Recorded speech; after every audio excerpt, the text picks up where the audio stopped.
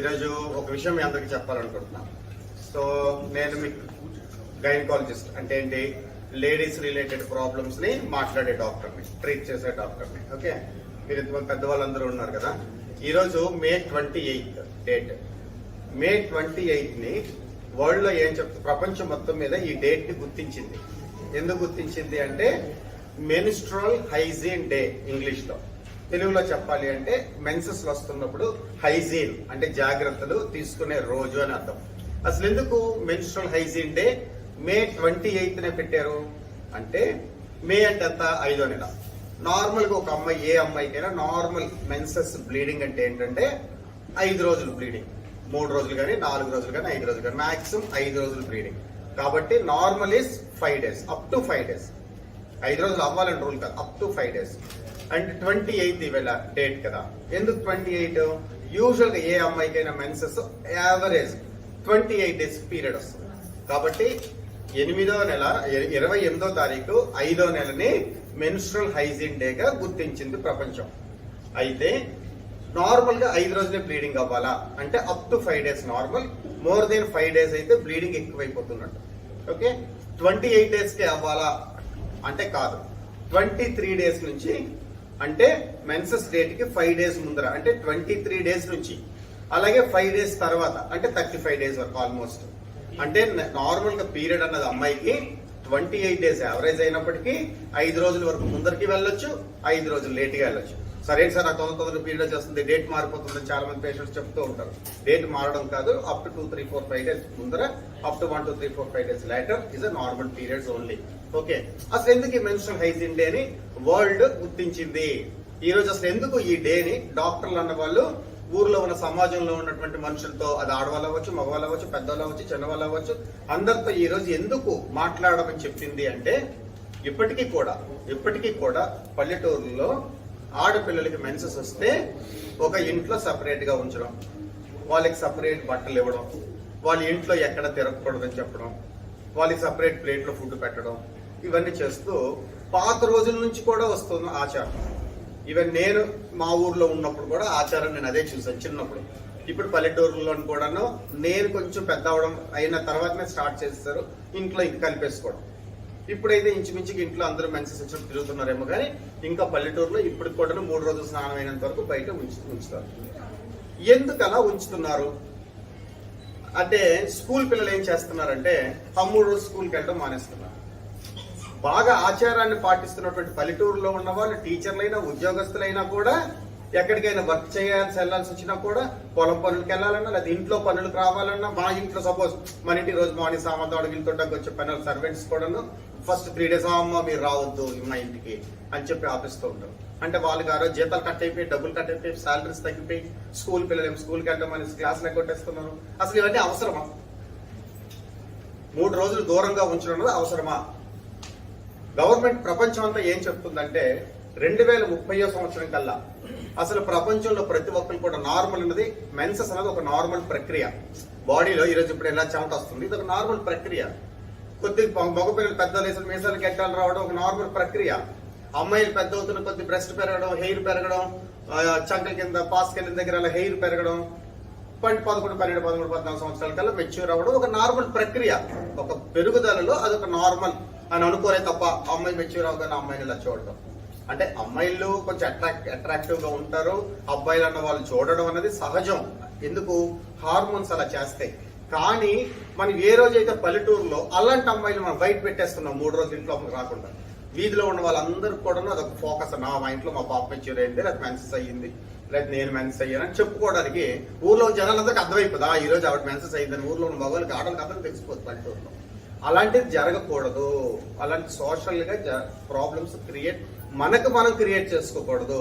అందుకు పెద్దవాళ్ళందరూ అర్థం చేసుకోవాల్సింది ఏంటంటే, మెన్సెస్ అన్నది అదొక నార్మల్ ప్రాసెసే.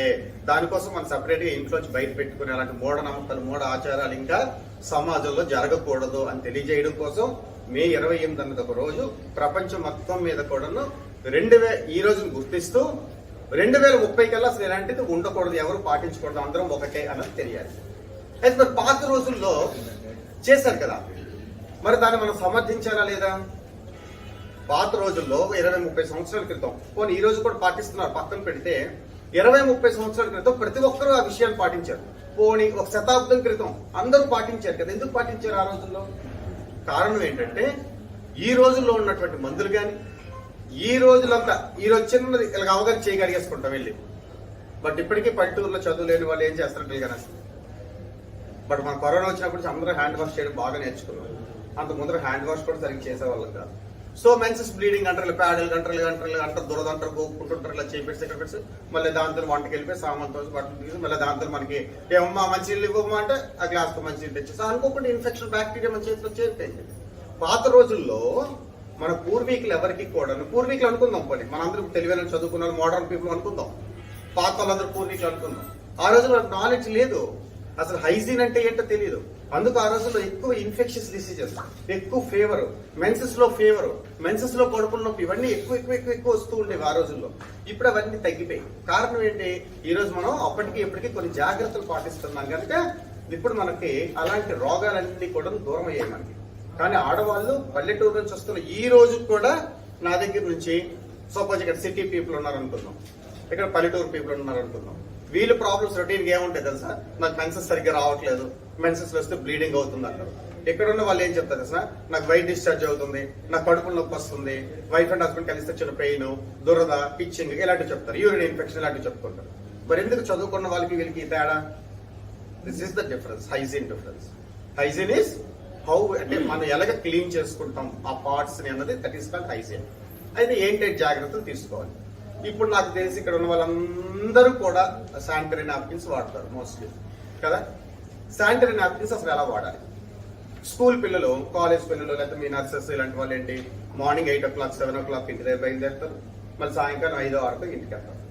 ఈ మధ్యకాలంలో మళ్ళీ ప్యాడ్ మార్చుకోవడానికి మీకు మాలాంటి హాస్పిటల్ అయితే ఓకే, కానీ చిన్న హాస్పిటల్స్, చిన్న ఇన్స్టిట్యూషన్స్, చిన్న స్కూల్స్, చిన్న ఆఫీసెస్, సరే బాత్రూమే ఉండదు. మరి మీరు ప్యాడ్ మార్చుకునే టైం ఎక్కడ ఉంది? స్కూల్ పిల్లలే అనుకుందాం, 7, 9, 10 క్లాస్ పిల్లలు.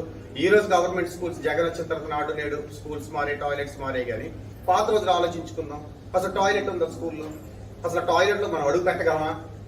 అలాంటి టాయిలెట్స్ ఉన్న రోజుల్లో మరి అమ్మాయి ప్యాడ్స్ ఎలా మార్చారు కదా. అందుకు ప్యాడ్స్ అన్నది విషయం ఏంటంటే ఇప్పుడు అర్థం చేసుకోవాల్సింది ఏంటంటే ప్రతి 3 to 4 hours కి ప్యాడ్ మార్చుకోవాలి. ఎక్కువసేపు ప్యాడ్ మార్చుకోకుండా ఉంటే ఏమవుతుంది? బ్లీడింగ్ ఎక్కువ అవుతుంది అనుకుందాం, అది వెట్ అయిపోయింది అనుకుందాం, మన బట్టలు కూడా అంటే పక్కన పెడితే ఇరిటేషన్, స్కిన్ టచ్ అవుతుంది కదా బ్లడ్, జస్ట్ ఇక్కడ స్కిన్ పై బ్లడ్ పడితేనే చిరాచిరాగా ఉంటుంది. అలాంటి ఇరిటేషన్ వలన మనం అనుకోకుండా బ్యాక్టీరియా చేరుతుంది. స్క్రాచ్, ఇరిటేషన్ అంటే గోపితే చర్మం ఊడుతుంది, మన కంటికి కనబడదు కానీ చర్మం ఊడుతుంది. చర్మం ఊడితే ఏమవుతుంది? బ్యాక్టీరియా ఎక్స్పోజ్ అవుతుంది, బ్యాక్టీరియా లోపలికి వెళ్తుంది. ఆ పార్ట్ లోనో చెమట ఉంటుంది, బ్లడ్ ఉంటుంది, గోపుతాం, స్కిన్ కట్ అవుతుంది, బ్యాక్టీరియా వెళ్ళిపోతుంది. సో ఆ ఏరియాలో ఉన్న ఇన్ఫెక్షన్స్ అంత ఈజీగా ప్రోన్ ఏరియా, మీరు ఎక్కడ మనకి ఇచ్చింగ్ రాకపోయినా ఆ ఏరియాలో ఇచ్చింగ్ వస్తుంది. కారణం ఏంటి? That is infection prone area. అంటే 100% ఇన్ఫెక్షన్ చేరుతుంది ఆ ఏరియాలో. బికాస్ చెమట, మార్నింగ్ నుంచి అండర్వేర్ వేసుకుని ఉంటాం, నైట్ ఎప్పుడో వెళ్ళి స్నానం చేస్తాం, అంతవరకు ఏముంది? చెమట, అందులో బ్యాక్టీరియా చేరుతుంది, స్మెల్, ఫంగస్, ఇన్ఫెక్షన్ అన్ని చేరిపోతాయి. అందుకు ప్యాడ్స్ అనేది ప్రతి 3 to 4 hours కి మార్చాలి. అలా కాకుండా బ్లీడింగ్ ఎక్కువైపోతుందంటే 2 hours కో 1 hour కో వీలైన తొందరగా మార్చుకోవాలి. అది ఫస్ట్ పాయింట్. ప్యాడ్ మార్చడం కరెక్టే, ప్యాడ్ ఎలా మారుస్తాం? ప్యాడ్ ని ఎలా చేంజ్ చేసిన తర్వాత ఎక్కడ డిస్పోజ్ చేస్తాం? దయచేసి మీ అందరికి ఒకటే చెప్తున్నా, ఈ కమోడ్స్, మా బాత్రూమ్ కమోడ్స్ ఎక్కడ, పోనీ మీ ఇంట్లో కమోడ్ లోనైనా కమోడ్ లో మాత్రం ఫ్లష్ చేసి. అందరికి అలవాటు ఏంటంటే మన ఇంట్లో జాగ్రత్తగా ఉంటాం కానీ హాస్పిటల్స్కి వస్తే, సినిమా హాల్కి వెళ్తే, స్కూల్కి వెళ్తే ఆ కమోడ్ ఉంటుంది కదా, డైరెక్ట్ గా వేస్తారు, పక్కన డస్ట్బిన్ లేదు, ఎందుకంటే ఎవరికైనా కనబడిపోద్దేమో ప్యాడ్ అని. అర్థమైందా? అలా కాదు. ప్యాడ్స్ అన్నది ప్రాపర్ గా ఎప్పుడు కూడా కమోడ్ ఏరియాలో వేసి ఫ్లష్ చేయడం అనేది ఎప్పుడు జరగకూడదు. అర్థమైంది కదా? ఫ్లష్ ఎప్పుడు చేయకూడదు. ఏ హాస్పిటల్లోనే కాదు, మీ ఇంట్లోనే కాదు, wherever you use that western commodes, never flush into that commodes. That is one thing. The second thing is how do you dispose the pads. మనం ఎలా పారేయాలి బయట? ఎప్పుడు కూడా అట్లీస్ట్ న్యూస్ పేపర్ పెట్టుకోవాలి మన దగ్గర. మెన్సెస్ వచ్చే టైంలో ప్యాడ్స్ తో పాటు న్యూస్ పేపర్ కూడా ఉంచుకొని, న్యూస్ పేపర్ అంటే some paper or some cover. అంటే పాలిథిన్ పేపర్లు వాడమని నేను చెప్పను, బికాస్ పాలిథిన్ అంటే నాకు చాలా అస్సలు ఇష్టం ఉండదు. మీరు నా హాస్పిటల్ అబ్జర్వ్ చేసిన మీకు పాలిథిన్ ఎక్కడ కనబడదు. ఈవెన్ నా హాస్పిటల్ మెడికల్ షాప్ లో, మీరు ఏ మెడికల్ షాప్ లోకి వెళ్ళి పాలిథిన్ కవర్ ఇస్తారు, బట్ మా దగ్గర పాలిథిన్ కవర్స్ ఉంటావు. నేను ఫస్ట్ టైం శ్రీకాకుళం డిస్ట్రిక్ట్ లో ఫస్ట్ నేను స్టార్ట్ చేశాను. మా షాప్ లో డెఫినెట్ గా వేరేవే ఉంటాయి, డిస్పోజబుల్ వే ఉంటాయి, let it be. So polythene అనేది నేను ఎంకరేజ్ చేయను. బట్ పాలిథిన్ కవర్లో లేదా పేపర్ కవర్లోనో ఏదో సమ్ కవర్లో 2-3 సార్లు ర్యాప్ చేసి వాటిని ప్రాపర్గా డిస్పోజ్ చేయాలి. First point. సెకండ్ థింగ్, సరే ఎంత మంది చెప్పినా కూడా ప్యాడ్స్ వాడకుండా ఉన్న పల్లెటూరు పీపుల్, పూర్ పీపుల్ ఏమనుకుంటారు, ప్యాడ్స్ కొంటే డబ్బులు వేస్ట్ అనుకుంటారు. ప్యాడ్స్ ఈ రోజు చవక 30 రూపాయలు 40 రూపాయలు కూడా దొరుకుతున్నట్టున్నాయి, నాకు కరెక్ట్గా తెలియదు, దొరకచ్చు. అయినా కూడా వాడరు. అయినా మళ్ళీ చవకగా ఉన్న ప్యాడ్స్ తాలూకా క్వాలిటీ తక్కువ ఉంటే ఇరిటేషన్, డిస్కంఫర్ట్ ఉంటుందని ఆడపిల్లలు చెప్తూ ఉంటారు. పోనీ క్లాత్ వాడడమే ఇష్టం అనుకుందాం, ఒక మంచి చీరే వాడదాం అనుకుందాం. ఎప్పుడు కూడా కాటన్ క్లాత్స్ వాడాలి. కాటన్ క్లాత్స్ని ఏం చేయాలి అంటే దాన్ని సరిపోయేటట్టుగా ఆ ఏరియాలో మనం వాడడానికి సరిపోయినట్టుగా కట్ చేస్తూ, సపోజ్ ఈ రోజు ఉదయం వాడేమనుకోండి, ఈ రోజు ఎన్ని క్లాత్లు వాడతామో ఈ క్లాత్లు పారేయండి, వాడద్దు.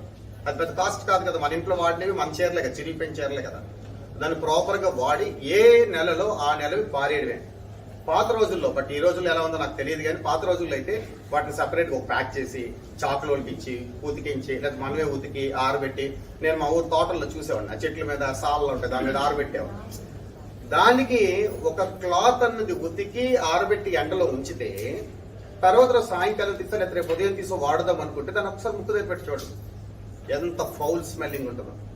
ఎంత మనం సబ్బు పెట్టి ఉతికినా, ఎంత సన్లైట్ లో ఆరబెట్టినా కూడా ఆ క్లాత్ లో ఒక రకమైన ఇన్ఫెక్షన్ ఉంటుంది.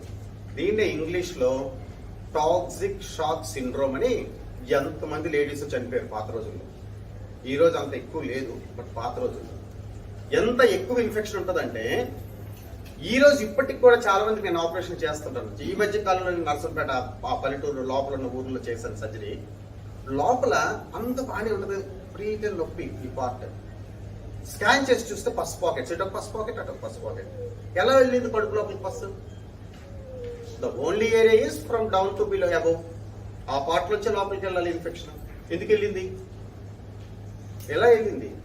Either improper usage of pads, or సరిగ్గా ప్యాడ్స్ వాడకపోయినా, ఆర్ క్లాత్లు మంచి సరిగ్గా వాడుకోకపోయినా, ఆర్ క్లీనింగ్ గురించి కూడా మీకు చెప్పాలి ఆ విషయం. It is mentioned in the text book. Net లో మీరు చూసినా దొరుకుద్ది, గూగుల్లో వెతికినా దొరుకుద్ది, ఎక్కడ చదువుకున్న దొరుకుద్ది. బట్ పాయింట్ ఏంటంటే కలకటాలో రివర్ ఏరియాలో ఒక పెద్ద సర్వే చేశారు. అందులో డాక్టర్ దాస్ గుప్తా అని ఆయన చేశారు. అసలు ఎందుకు అక్కడ అంత ఎక్కువ ఇన్ఫెక్షన్ రేట్ ఉంది అని చెప్పి. అక్కడ ఎక్కువ మంది లేడీస్, ఆడవాళ్ళందరూ కూడా ఆ నదిలోకి వెళ్ళి స్నానం చేసేవాళ్ళంట ఆ రోజుల్లో. దట్టు హ్యాండ్ వాష్ చేసినప్పుడు బ్యాక్ సైడ్ నుంచి ఫ్రంట్, అంటే ముడ్డి వైపు నుంచి పాస్కెళ్లే వైపు క్లీన్ చేస్తాం. ఎవరైనా ప్రోటీన్ కామన్, అది అలవాటు మనకి. ఎడం చేత కొడుకు కుడి చేత ఆమంది ఎలాగో పార్ట్ కూడా మనం క్లీన్ చేసినట్టు కింద నుంచి పైకి వెళ్ళి క్లీన్ చేస్తుంటాం. అంటే అర్థం ఏంటి? ఎవరైనా ఎంత బాగా వాష్ చేసుకున్నా ముడ్డి దగ్గర అనుకోకుండా గ్యాస్ పాస్ చేస్తున్నప్పుడు, మోషన్ సరిగ్గా వెళ్ళి క్లీన్ చేసుకోకపోవడం వల్ల మన కంటికి, దాని చుట్టూరు హెయిర్ ఉంటుంది కదా, ఆ హెయిర్ ఉండడం వల్ల మన కంటికి కనబడని బ్యాక్టీరియా అండ్ పార్టికల్స్ ఉండిపోతాయి అక్కడ. అందుకే ఆ ఏరియా కొంచెం ఫౌల్ స్మెల్లింగ్ ఉంటుంది. ఎందుకు అలా చెమట చేరి కూడా. ఎప్పుడైతే when we wash from back to front, మనకు తెలియకుండా బ్యాక్టీరియా అందుకు అనుకోకుండా ఇలా ముందర పాస్కెళ్ళే కన్నంలోకి. ఆడవాళ్ళకి ఎలా ఉంటాయంటే 3 కన్నాలు ఒకే వైపు ఉంటాయి. పాస్కెళ్ళే కన్నం, మెన్సెస్ వచ్చే కన్నం, మోషన్కి వెళ్ళే కన్నం, 3 కన్నాలు వరుసలో ఉంటాయి. ఎప్పుడైతే ఇలా వాష్ చేశారో ముడి దగ్గర ఉన్న కణాలన్నీ కూడా వెజైనాలోకి ఎంటర్ అవుతాయి. అందుకు ఆడపిల్లలకి ఎక్కువగా, మగపిల్లలకి ఎందుకు యూరిన్ ఇన్ఫెక్షన్స్ రావు? ఆడపిల్లలకి ఎందుకు యూరిన్ ఇన్ఫెక్షన్స్ రిపీటెడ్ గా వస్తాయి? ఆడపిల్లలకి ఎందుకు వైట్ డిశ్చార్జ్ ఎక్కువ ఉంటుంది, మగపిల్లలకి ఎందుకు రాదు? ఆడపిల్లలకి కడుపులో ఎక్కువ ఎందుకు వస్తుంది, మగపిల్లలకి ఎందుకు రాదు? ఆడపిల్లలకి పిల్లలు పుట్టకపోయే అవకాశం ఎక్కువ, ట్యూబ్స్ బ్లాక్ అయిపోతూ ఉంటే మగపిల్లలకి ఆ ప్రాబ్లం ఎందుకు రాదు? It's all because of menstrual hygiene అనేది సరిగ్గా తీసుకోకపోవడం వలన. అందుకు ఒక డాక్టర్ గా మీ అందరికీ ఈ రోజు నేను ఇచ్చే సలహా ఏంటి అంటే, ఫస్ట్ పాయింట్ అందరూ అర్థం చేసుకోవాల్సింది, మెన్సెస్ అనిన వెంటనే వాళ్ళకి ఒక సపరేట్ గా చూడడం అన్నది చెయ్యొద్దు. సోషల్ గా అంటే సమాజంలో అలాగా చూడొద్దు. ఫస్ట్ పాయింట్, ఇది అందరికీ వర్తించే విషయం. ఇటు అమ్మల నుంచి తాతల నుంచి, మా నాన్నల నుంచి, అన్నయ్యల నుంచి, పిల్లల నుంచి అందరికీ చెప్పేది ఏంటంటే, మెన్సెస్ అనేది ఒక నార్మల్ ప్రాసెస్ అన్న విషయం అందరూ అర్థం చేసుకోవాలి. Second, always better to use the pads. జబ్బు వస్తే మందులకు గోల్డ్ ఖర్చు అయిపోతుంది. పొత్తు కడుపులో నొప్పి వస్తే ఒక మెట్రోజిల్, ఒక సఫ్ట్రైజ్ ఇంజెక్షన్ ఎంత కాస్ట్ పడుతుంది? ఒక 2 ఇంజక్షన్లు కలిపితే 70 rupees, 70 into 2 140 rupees into 5 days 700 rupees only antibiotic. Hospital injection ఇచ్చింది ఒక 500, డాక్టర్ మందులు రాసినది ఒక 500. ఎంత అయింది? 3000 రూపాయలు ఖర్చు అయిపోయింది ఆ ఇన్ఫెక్షన్ వస్తే.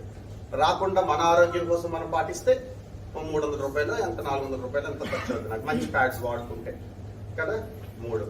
అండ్ 4వ పాయింట్ ఏంటంటే హైజీన్.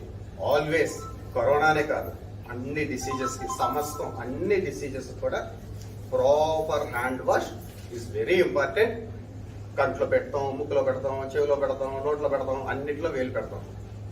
అనుకోకుండా పెట్టేస్తాం నోట్లో, అల్లో వేయాలి అనేస్తాం ఒకసారి కదా. అనుకోకుండా బ్యాక్టీరియా నోట్లోకి వెళ్ళిపోతాం.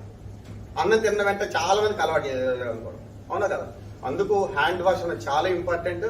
అట్ ద సేమ్ టైం ఆడపిల్లలకి ఆ పార్ట్ హైజీన్ కూడా అంతే ఇంపార్టెంట్. సో అందరూ ఆరోగ్యమైనటువంటి జాగ్రత్తలు పాటించండి, అన్ని డిసీజెస్ నుంచి దూరంగా ఉండండి. అప్పుడు మాకు కూడా వర్క్ తగ్గకూడదు, తగ్గాలి అనే విషయం.